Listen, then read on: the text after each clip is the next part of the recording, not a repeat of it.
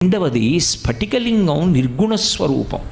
స్ఫటికలింగం దగ్గరికి వెళ్ళి కూర్చుని దానికి జరుగుతున్నటువంటి అర్చన చూసినా, దానికి జరుగుతున్న అభిషేకం చూసినా అసలు పరబ్రహ్మము యొక్క స్వరూపము అవగతమవుతుంది అన్నారు. ఎందుచేత స్ఫటికలింగమునకు ఉన్న రంగేది అని అడిగారు అనుకోండి, అసలు స్ఫటికానికి ఈ రంగు ఉంటుందని చెప్పడం కష్టం. అది తెల్లగా ఉంటుంది.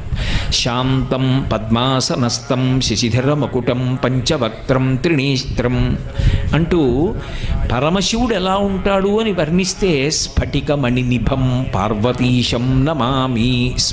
స్ఫటికమణినిభం, స్ఫటికం ఎలా ఉంటుందో అంత తెల్లగా ఉంటాడు. ఇప్పుడు స్ఫటికలింగం తెల్లగా ఉన్నదాని దగ్గరికి తీసుకెళ్ళి మీరు ఒక ఎర్ర పువ్వు ఇలా ఉంచారనుకోండి, స్ఫటికలింగం అంతా కూడా ఎర్రగా అవుతుంది. ఇప్పుడు ఎందుకు ఎర్రగా అయింది? దాని ముందుకు ఒక ఎర్రటి